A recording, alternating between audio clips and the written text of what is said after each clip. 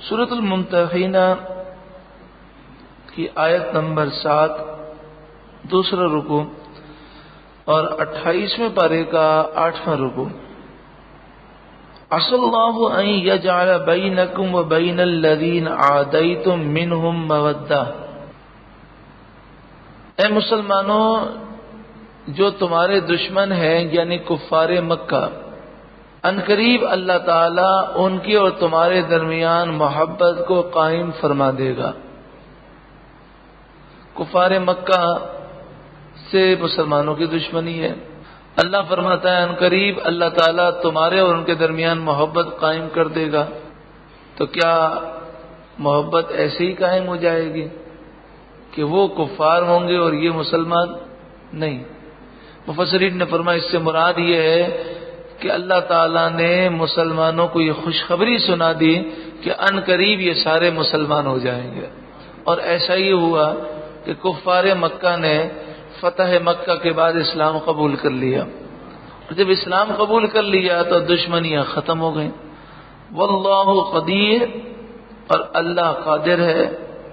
واللہ غفور رحیم، اور اللہ بخشنے والا مہربان ہے.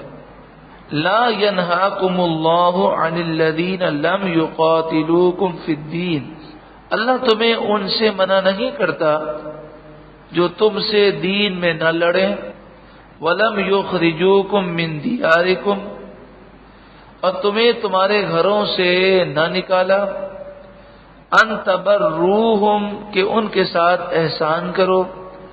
وَتُقْسِطُوا إِلَيْهِمْ، اور ان سے انصاف کا برتاؤ برتو. ابھی یہ فرمایا گیا کہ کافر تمہارے دشمن ہیں. جب وہ اللہ کے دشمن ہیں تو تمہارے بھی دشمن ہیں، ان سے دوستی نہیں ہونی چاہیے. لیکن کافروں کا ایک طبقہ وہ تھا کہ جو دل سے مسلمانوں کے دشمن نہیں تھے. یعنی وہ دل سے تسلیم کرتے تھے کہ اسلام سچا مذہب ہے، لیکن خاندانی مجبوریوں کی وجہ سے یا لوگوں کی وجہ سے وہ اسلام کا اظہار نہیں کرتے تھے، اسلام نہیں لاتے تھے. تو ایسے لوگوں کو ہمیں دھتکارنا نہیں ہے، بلکہ ایسے لوگوں کو ہمیں محبتیں دینی ہے اور ان کے ساتھ اچھا سلوک کرنا ہے. تو ایسے لوگ بڑی آسانی کے ساتھ اسلام قبول کر لیں گے. تو پتہ چلا کہ اس طرح کافروں کی دو قسمیں ہوئی. ایک تو وہ ہیں جو اسلام کے دشمن ہیں، ایک وہ ہیں جو دل سے اسلام کی تعظیم کرتے ہیں لیکن اسلام نہیں لاتے. تو ہم اگر انہیں تبلیغ دین کی خاطر ان پر احسان کریں، ان کے ساتھ اچھا سلوک کریں اور مقصد یہ ہو کہ وہ اسلام کی طرف آ جائیں تو اس میں کوئی حرج نہیں ہے.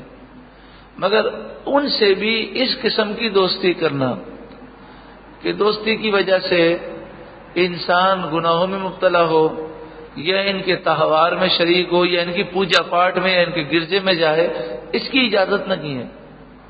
صرف ان کے ساتھ اچھا سلوک کس نیت سے کرنا ہے کہ وہ اس اچھے سلوک سے متاثر ہو کر کیا کر لیں، اسلام قبول کر لیں.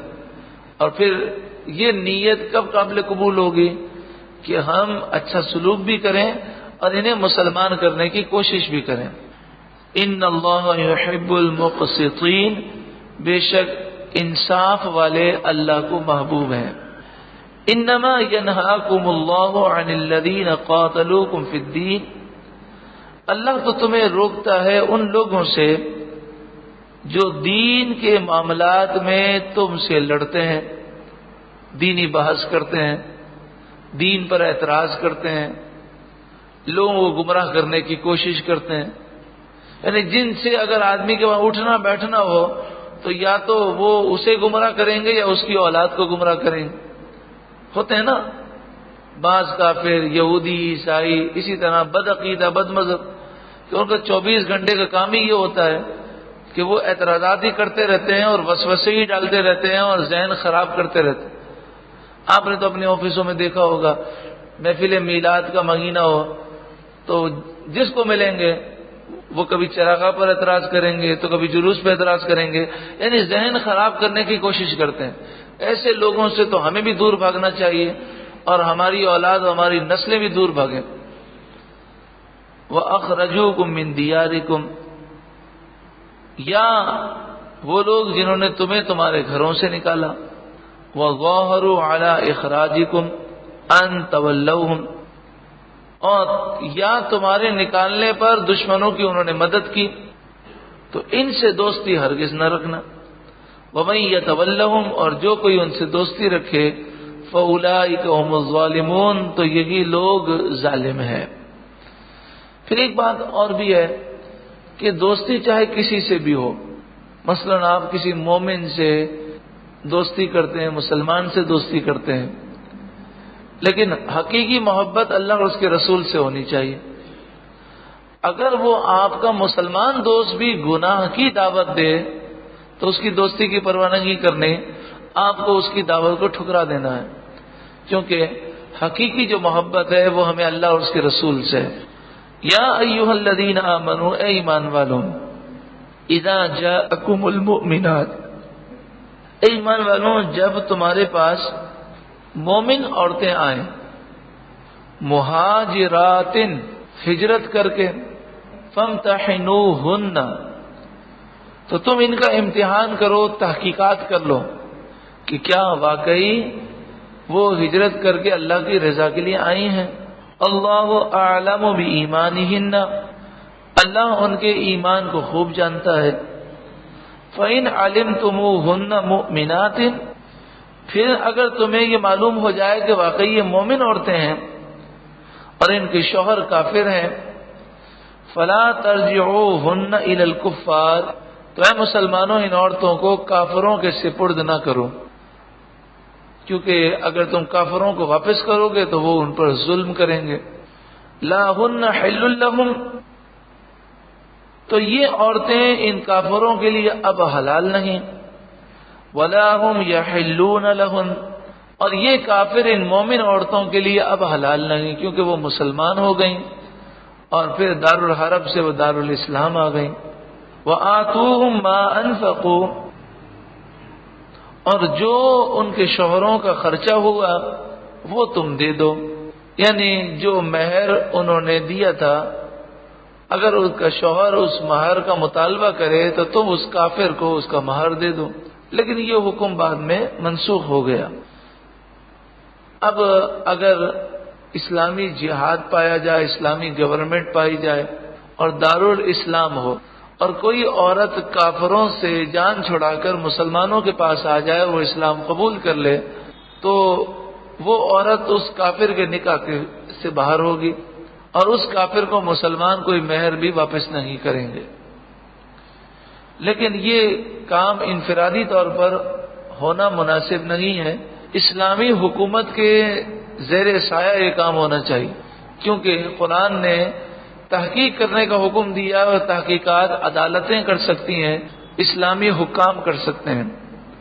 وَلَا جُنَاحَ عَلَيْكُمْ أَن تَنكِحُوهُنَّ إِذَا آتَيْتُمُوهُنَّ أُجُورَهُنَّ، جب تم ان عورتوں کو ان کا مہر دے دو تو ان سے نکاح کرنے میں کوئی حرج نہیں، یعنی مہر بھی مقرر کرو، نکاح کرو تو کوئی حرج نہیں۔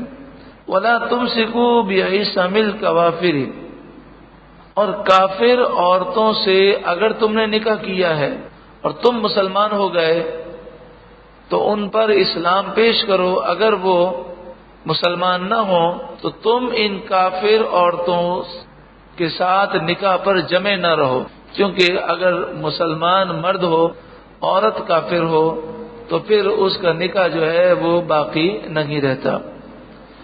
وَاسْأَلُوا مَا أَنفَقْتُمْ، اور مانگ لو جو تمہارا خرچہ ہوا۔ وَلْيَسْأَلُوا مَا أَنفَقُوا وَاسْأَلُوا مَا أَنفَقْتُمْ، اور مانگ لو جو تمہارا خرچہ ہوا۔ وَلْيَسْأَلُوا مَا أَنفَقُوا، اور کافر مانگ لیں جو انہوں نے خرچہ کیا۔ لیکن آپ کو عرض کر دیا کہ یہ پہلے حکم تھا، پھر یہ حکم دیا گیا جس کا ذکر دوسرے مقام پر ہے کہ اب اگر کافر عورتیں اسلامی حکومت کے تحت آ جائیں تو کافروں کو کوئی مہر واپس نہ کیا جائے گا۔ ذالکم حکم اللہ، یہ اللہ کا حکم ہے۔ یحکم بینکم، اللہ تمہارے درمیان فیصلہ فرماتا ہے۔ واللہ علیم حکیم، اور اللہ علم اور حکمت والا ہے۔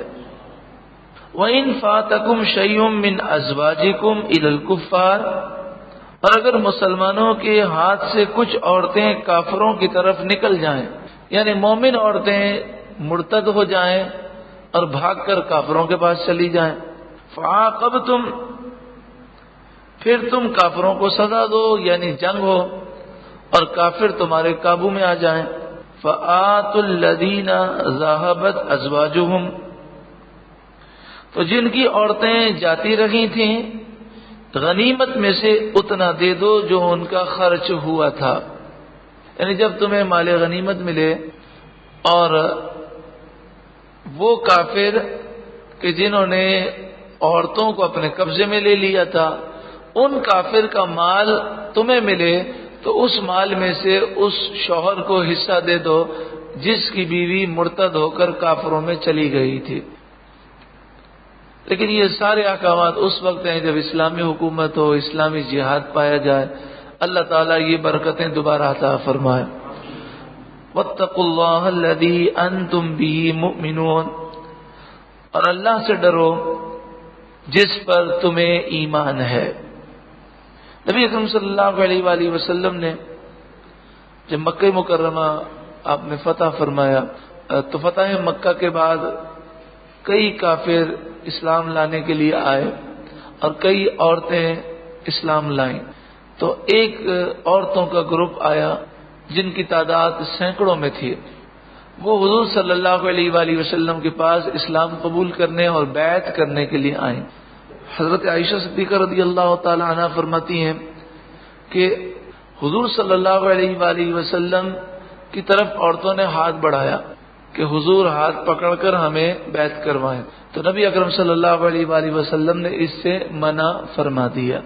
اور یہ ہم پہلے بھی سن چکے ہیں کہ عورتوں کا ہاتھ اپنے ہاتھ میں لینا حضور کو سخت ناپسند تھا، حالانکہ نبی اکرم صلی اللہ علیہ وآلہ وسلم معصوم عن الخطا ہیں، آپ کے ذہن میں کوئی ایسا ویسا خیال آ ہی نہیں سکتا، لیکن پھر بھی آپ نے ہاتھ میں نہیں لیا، تو میں اور آپ کیا حیثیت رکھتے ہیں کہ بندہ کہتا ہے جناب میں تو اپنی فلاں رشتہ دار عورت سے ہاتھ ملاتا ہوں عید کے دن، لیکن میرا ذہن تو صاف ہے، تو حضور سے پاکیزہ تو کوئی بھی نہیں ہو سکتا۔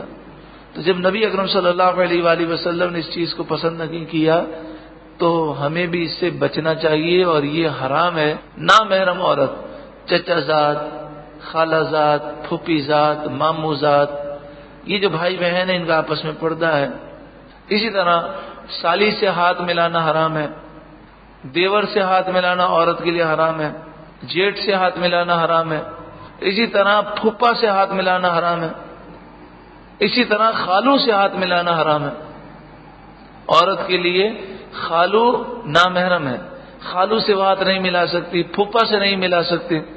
اسی طرح مرد اپنی ممانی سے ہاتھ نہیں ملا سکتا، ممانی اس کے لیے نامحرم ہے۔ مرد اپنی چچی سے ہاتھ نہیں ملا سکتا کہ چچی اس کے لیے نامحرم ہے۔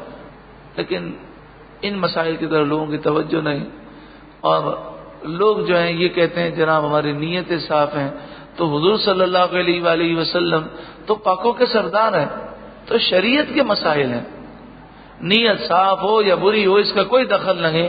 بتائیے نا کوئی آدمی اپنی ممانی سے ہاتھ ملائے گا تو اس میں کیا خیال آ سکتا ہے؟ اپنی چچی سے ہاتھ ملائے گا تو کوئی خیال تو نہیں آ سکتا۔ عام طور پہ ایسا ہوتا ہے کہ اس میں چچی کے اندر اور اس لڑکے کے درمیان اتنا فرق ہوتا ہے کہ اس میں کوئی خیال نہیں آ سکتا، عمر کا بہت بڑا فرق ہوتا ہے، لیکن پھر بھی شریعت کے احکام اپنی جگہ ہیں اور ہمیں شریعت کے حکم پر عمل کرنا ہے۔ مثلا مثال کے طور پر کوئی شخص کہے کہ فلاں عورت کو میں دیکھتا ہوں کیونکہ وہ بہت بدصورت ہے، مجھے کوئی خیال نہیں آتا اور نہ کوئی خیال آ سکتا ہے، تو کیا بتائیے بدصورت ہونے کی وجہ سے شریعت کے احکام بدل جائیں گے؟ شریعت کا حکم کیا ہے؟ نامحرم عورت کو مرد نہ دیکھے اور نامحرم مرد کو عورت نہ دیکھے، یہ حکم برقرار ہے۔ اللہ تعالی ہمیں عمل کی توفیق عطا فرمائے۔ یا ایھا النبی، اے نبی، اذا جاءک المؤمنات، جب مسلمان عورتیں آپ کی خدمت میں آئیں بیعت کرنے کے لیے، یبایعنک علی الا یشرکن باللہ شیئا، وہ آپ سے بیعت کریں اس بات پر کہ وہ اللہ کے ساتھ کسی کو شریک نہیں ٹھہرائیں گے، ولا یسرقنا، اور وہ چوری نہیں کریں گے، ولا یزنین، اور وہ بدکاری نہیں کریں گے، ولا یقتلن اولادہن، اور وہ اپنی اولاد کو قتل نہیں کریں گے۔ اولاد کا قتل زمانے جاہلیت میں ہوتا تھا، اور وہ اس طرح ہوتا کہ جب بچی پیدا ہوتی تو اسے قتل کر دیا جاتا۔ اسی طرح جو بچہ پیدا ہوتا ہے اور وہ بچہ ولد الحرام ہو تو غلطی اور قصور تو مرد اور عورت کا ہے، اس بچے کا کوئی قصور نہیں ہے، تو اسے قتل نہیں کیا جا سکتا۔ اسی طرح جب پیٹ میں بچے کے اندر روح آ جائے تو روح آ جانے کے بعد اس کو ضائع کر دینا یہ بھی قتل ہے اور اس کا سخت گناہ ہے۔ وَلَا يَأْتِينَ بِبُهْتَانٍ يَفْتَرِينَهُ بَيْنَ أَيْدِيهِنَّ وَأَرْجُلِهِنَّ، اور نہ وہ بہتان لائیں گی جسے اپنے ہاتھوں اور پاؤں کے درمیان یعنی موضع ولادت میں اٹھائیں۔ زمانے جاہلیت میں ایسا ہوتا تھا کہ وہ عورتیں جو شادی شدہ ہوتی تھیں وہ زنا کرتے ہیں اور اس سے وہ حاملہ ہو جاتی ہیں، تو شوہر کو یہ کہتے ہیں کہ یہ آپ سے یہ حمل پیدا ہوا ہے، تو اس طریقے سے وہ اس بچے کو یہ ظاہر کرتے ہیں کہ شوہر سے ہے، حالانکہ وہ جانتی تھیں کہ یہ زنا کی وجہ سے ہوا ہے۔ تو آپ صلی اللہ علیہ وآلہ وسلم ان عورتوں سے یہ عہد لیتے کہ جو عورتیں کافر تھیں اب مسلمان ہوئیں کہ وہ ایسی زمانے جاہلیت والی حرکتیں نہیں کریں گی۔